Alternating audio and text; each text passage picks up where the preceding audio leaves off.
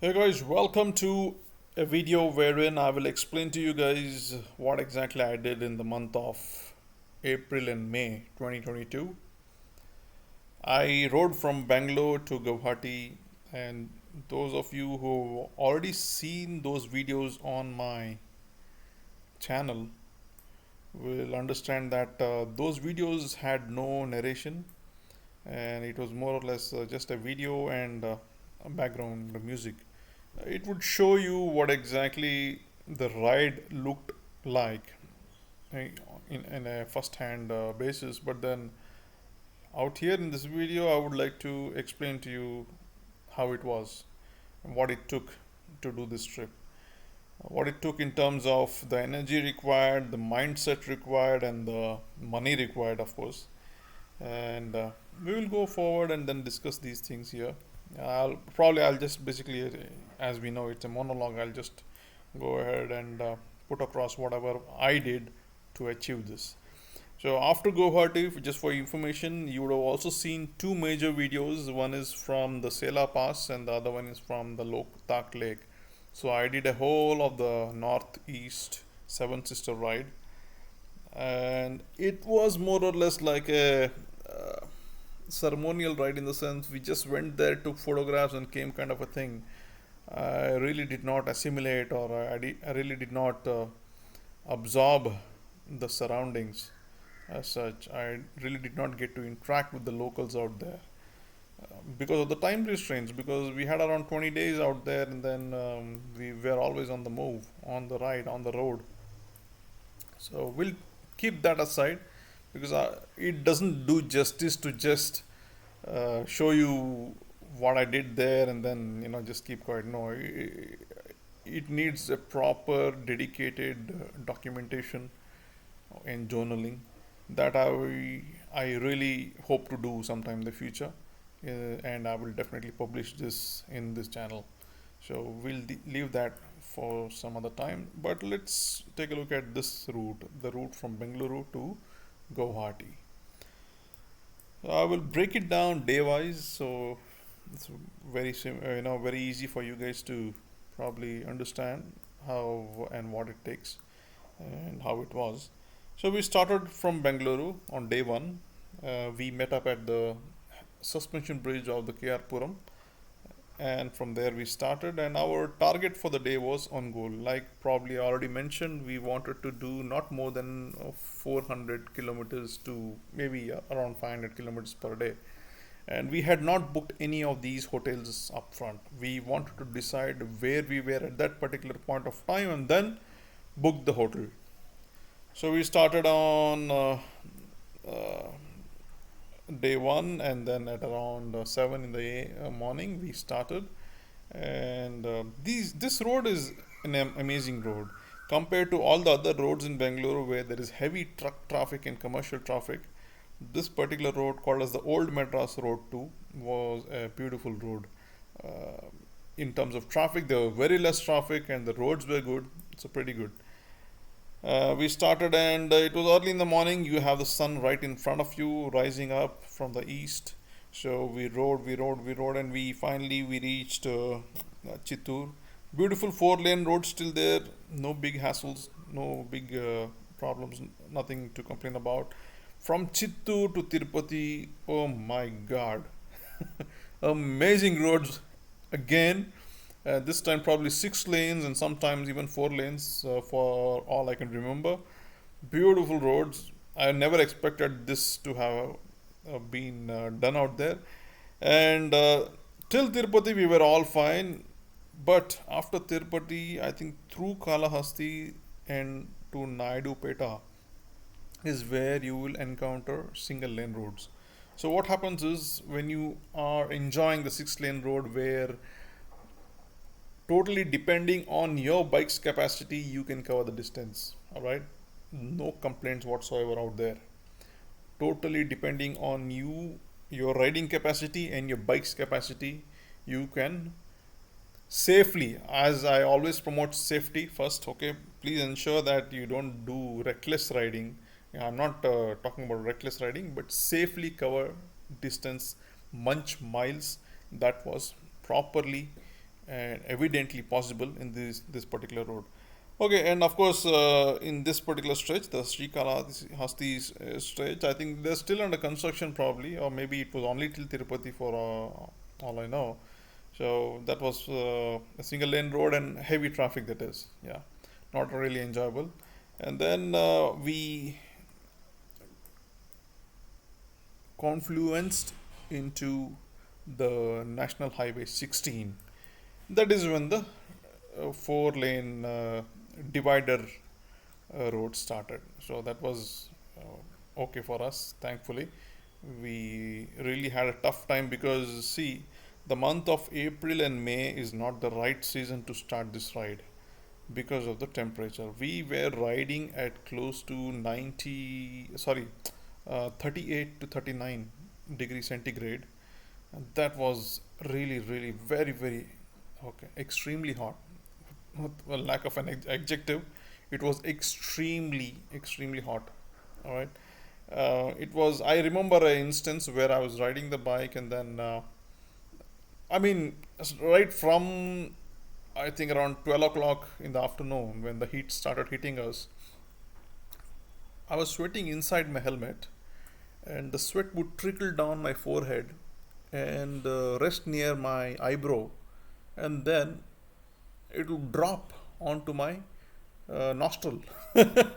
Can you imagine?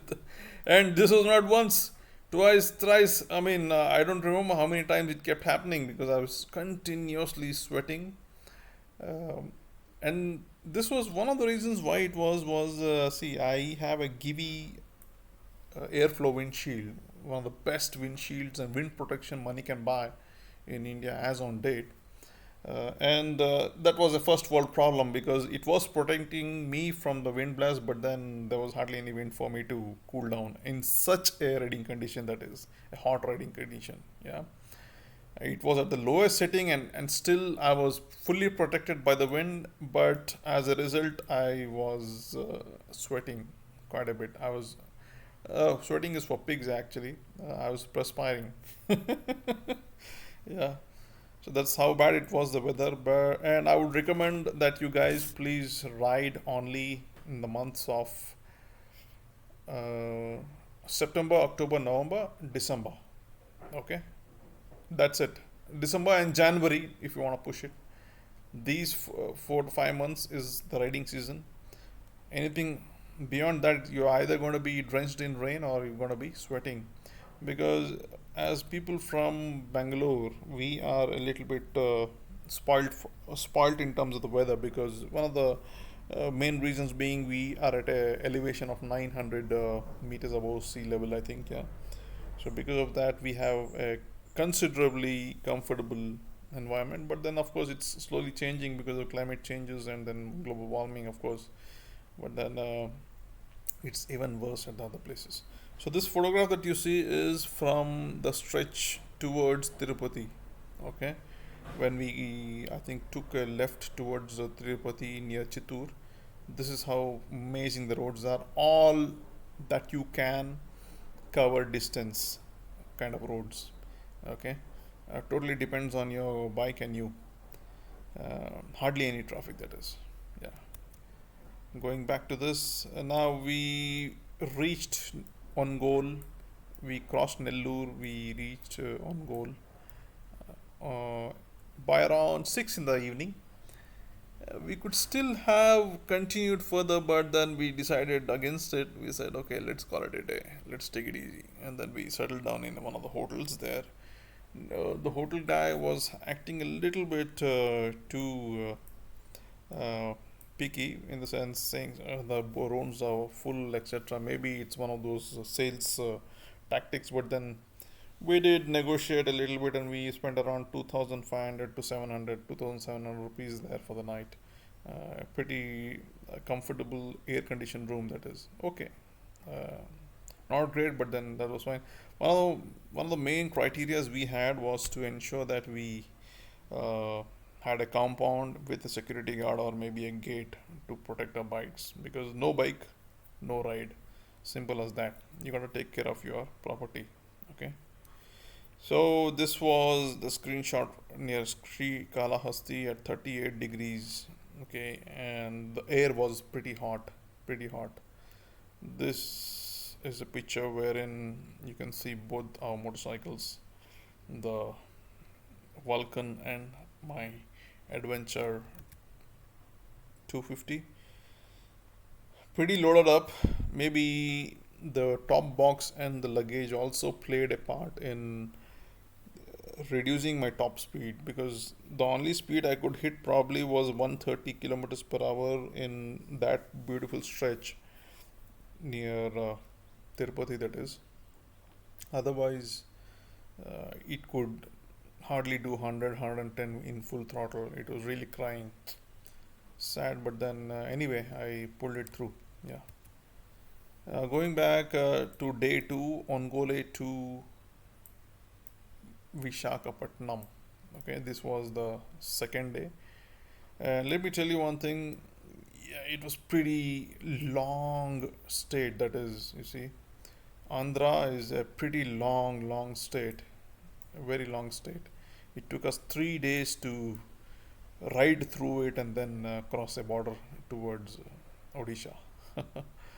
Vishakhapatnam, yeah, so this is the stretch wherein as already mentioned, I had actually lost the videos from this, and this is not there in my channel, the video from Ongole to Vishakhapatnam. One highlight I would like to share with you guys is there is a emergency landing strip somewhere in this route. Amazing, full flat and plain road, beautiful to see, beautiful to ride in, provided the weather was a bit comfortable, and provided you had a eager and a performing machine with you, you would have loved riding in that road. So Vishakhapatnam, we stayed for the night on second day. That is the second night we spent in Vishakhapatnam, one of the outskirts hotels. The hotels in the outskirts and pretty okay, not a big problem at all. There was also at around a budget of around 2,500 rupees, neat and clean. So we started off from Vishakhapatnam on day three, and then we headed towards Bhubaneswar out here. Now the roads were pretty okay, and to our surprise, the roads after we crossed through the Orissa border were also decent. No issues, no major issues out there. We could also glimpse the Chilka Lake from the highway itself, the National Highway 16 itself. Let me show you that photograph. So this was the street food in Ongole. Uh, they're very fond of deep fried stuff. So am I. So really freaked out on it. And this is one of the hot days wherein you have these guys selling lemonades, lemon juice, lemon soda, and whatnot. The trucks which frequently stop by on the road. This is a very specific code bale, as we call it, with some lentils, making it even more maybe nutritious. Tasted it. This is one of the rehydration breaks. Even though I was drinking enough water, I could hardly piss. All the water was probably just getting out through the perspiration and getting used in the body. So I was, yeah, this is one thing I would have probably done better, because I should have scheduled proper breaks for hydration. If you're riding in the summer, if you have no other option but ride in the summer, please ensure that you have a set time to stop and then hydrate. Okay.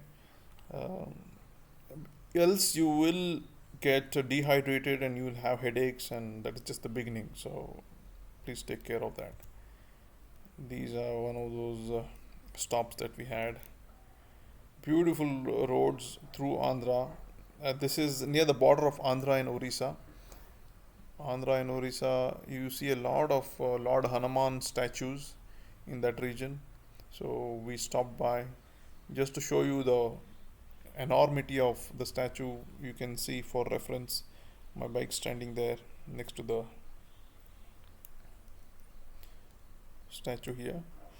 Oh, my friend You can see it's enormous plain and beautiful plains, beautiful long roads. Really enjoyed it. Odisha, and this is Hotel Sri Durga. This is in Odisha when we stopped for lunch. That is, people out there very simpletons. The meals we had probably paid around maybe 50 rupees. Very cheap meals, very inexpensive but nutritious at the same time. All the boys out there, they were all very keen on motorcycles, checking out motorcycles. Here you see the Chilka Lake from the highway. That was visible, very evident and visible out there. So this is the beginning of one of the tips of the Chilka Lake. You would have probably seen that. That's what I was just explaining a few moments earlier. And this is the condition out there. Out, you're sitting out there in the open, and but you still need some air. Extremely hot, extremely hot. Some local delicacies from Orissa during one of our lunch stops, and this is continued. This is again in Orissa, that is. So let me go back here. We covered Orissa, that is, we entered and we stayed for the night in Bhubaneswar. Um, I think, Bhubaneswar also a very sultry city. The temperatures were still lingering at around 38, 39, 40 sometimes. And then we stayed in a hotel close to the main highway. And then, yeah, it was a pretty difficult task to find a hotel because, yeah, being a big city, there are a lot of options, and all of those options, out of all those options, 90% of them are substandard. Just for the main fact that they are in a city, I think the prices are hiked up because you go to these rooms where there is hardly any parking or secure parking, or if it is there, then the rooms aren't good.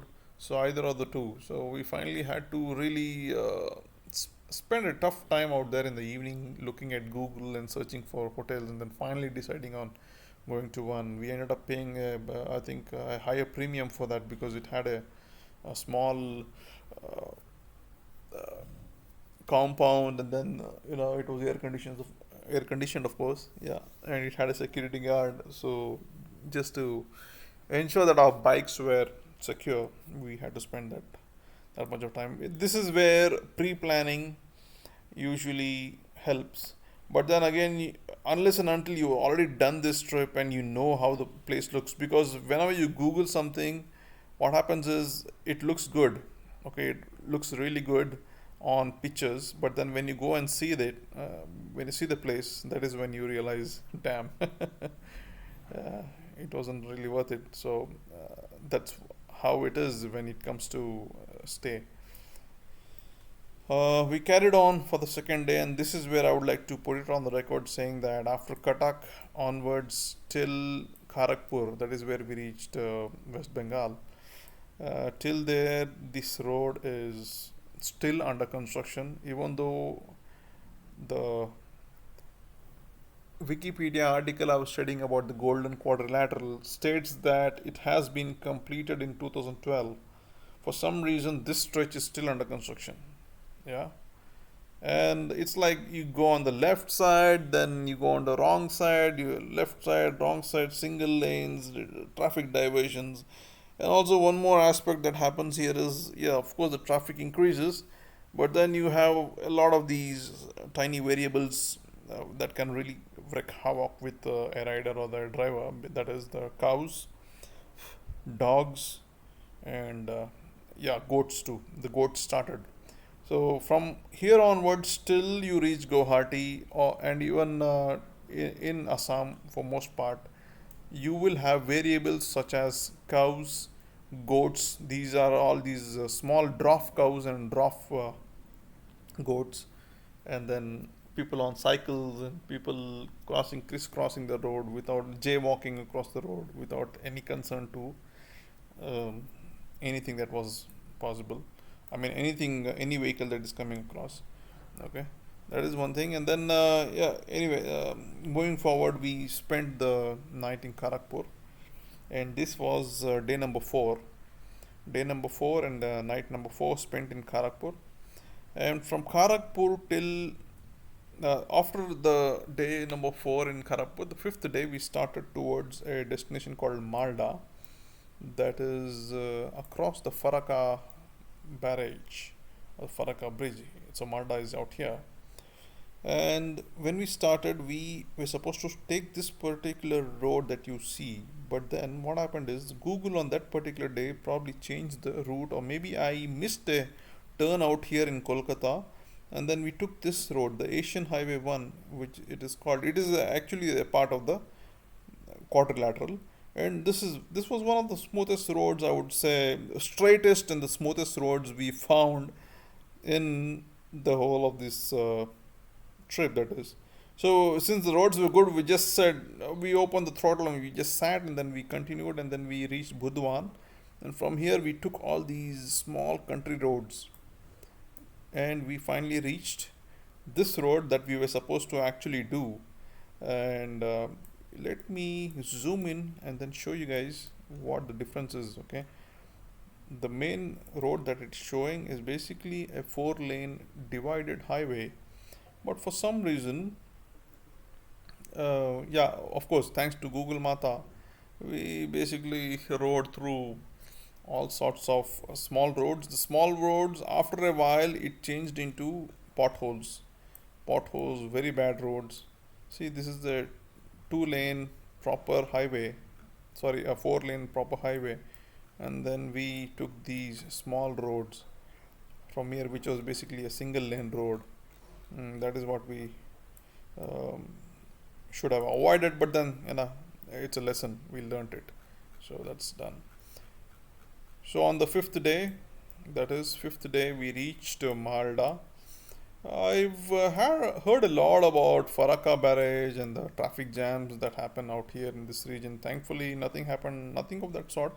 It was a very pleasant experience crossing over to the other part of the Ganges, other side of the bank, that is.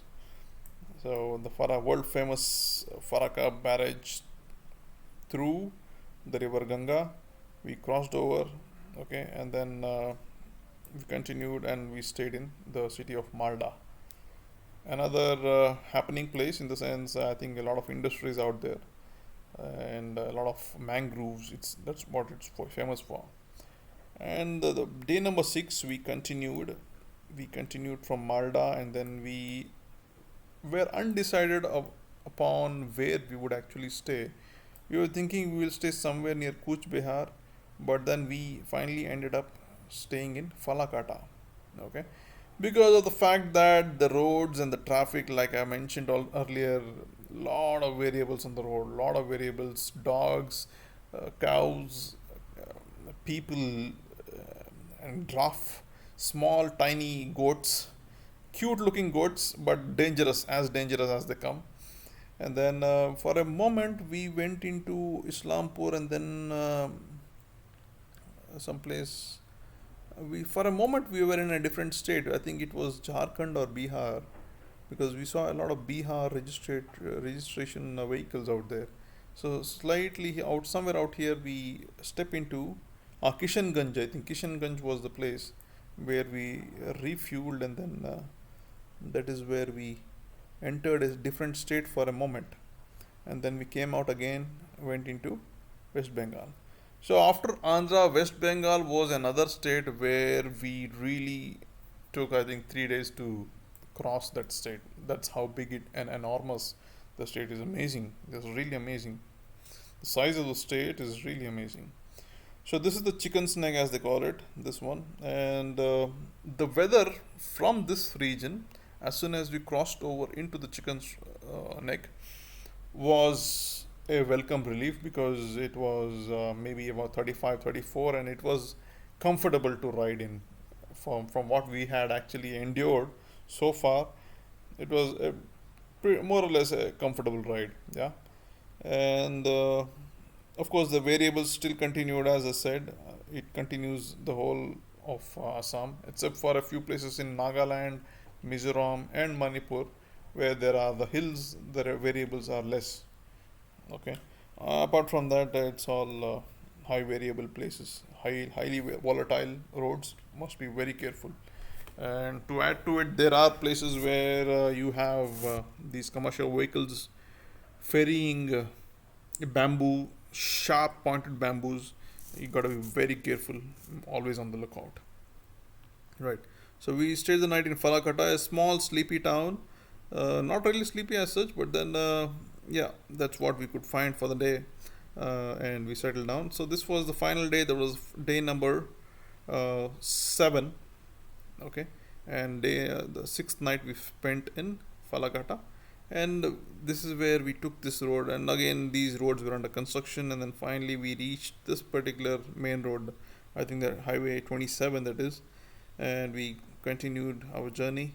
This was the final day, and we continued our journey through Bongaigaon, a very sweet sounding town, and Barapeta Road, and finally reached Guwahati. Right?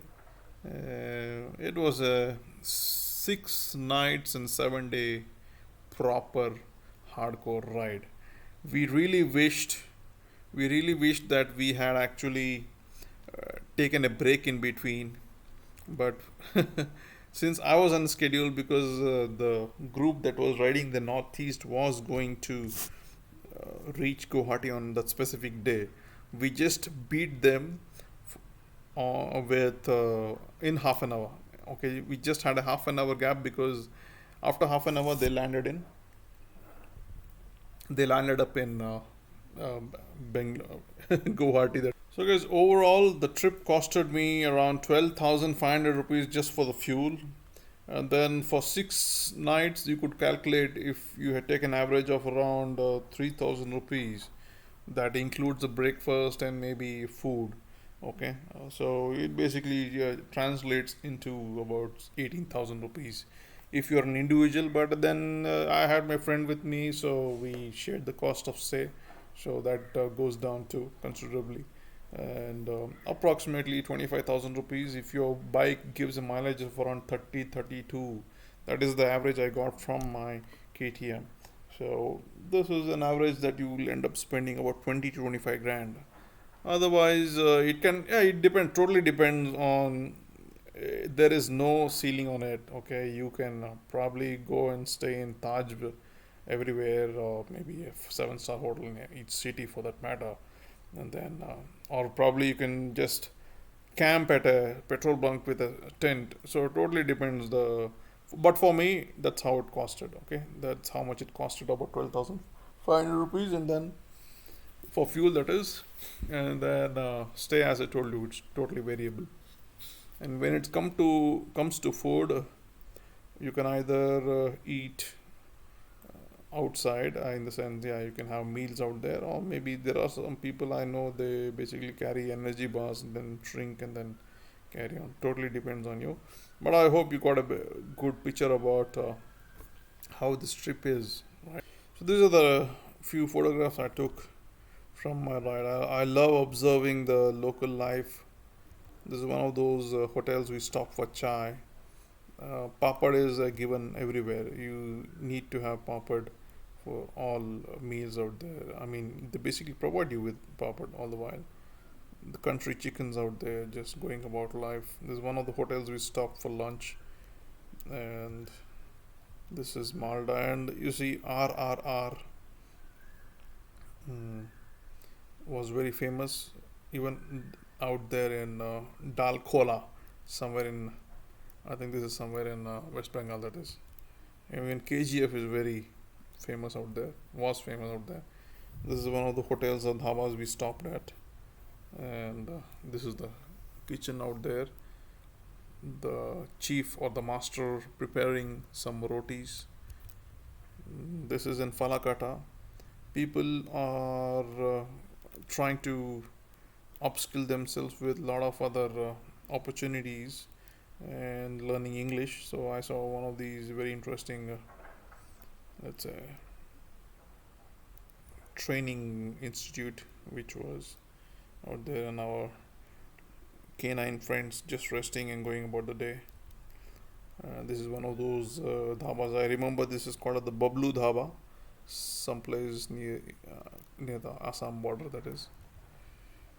nice food, amazing, yummy dhaba food. Oh, this is what I miss about the journey. This is this is what I miss about traveling. This is another hotel in Assam, that is Hotel Brahmaputra. One dhaba there. The local kids posing for the photograph. One of the breaks we took. So as I told you, the temperature really improves after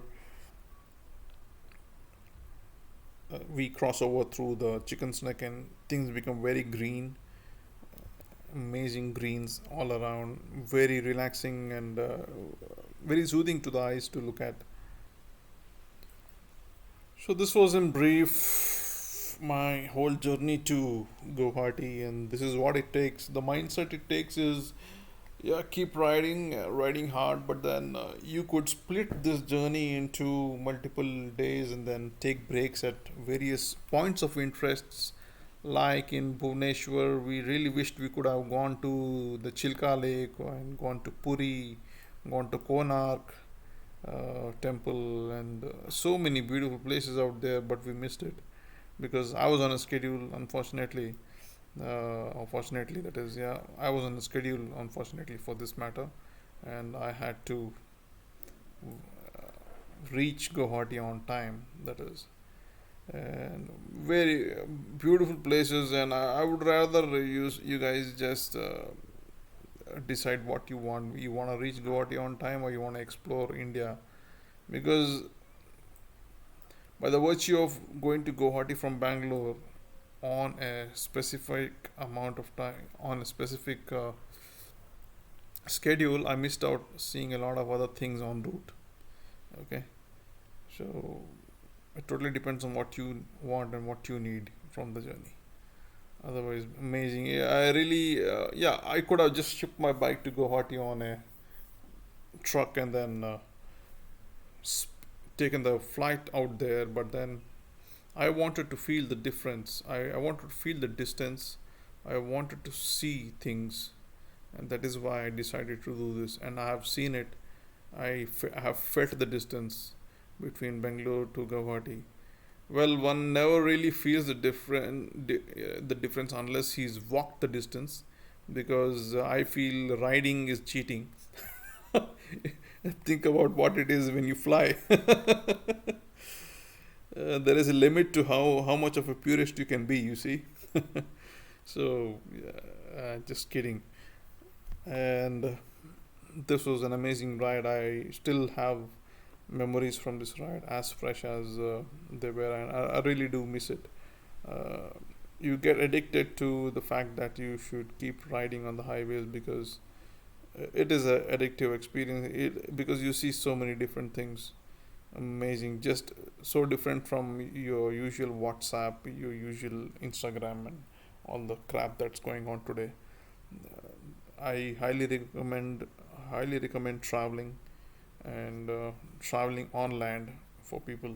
And if even better, if you could do it on a capable motorcycle, that'll be even more fun, because it did raise a lot of curiosity for the people around. We were stopped at certain places and questioned on what we were doing, and in a good way, of course. People are really curious to find this out, and we were stopped for taking selfies too at certain places. I think one of the videos covers that one instance where a guy stopped us while we were riding and said, can I take a selfie?" So it's pretty happening, you see. Motorcycling as on date in India is pretty happening. So this is what I would like to recommend to you guys. Hope you liked this short, or maybe sorry, a long one, a long presentation of what exactly happened, and a brief explanation behind those videos that you see in my channel. And hopefully next time I will get a media mod on, and then certainly would like to go for this trip and then give you live commentary. Just that sometimes I get a bit politically incorrect, and I don't want to step on certain nerves, uh, because social media is such a boon and at the same time a pain in the where. Yeah. So Until next time, guys, ride safe and thank you for watching this. Ciao.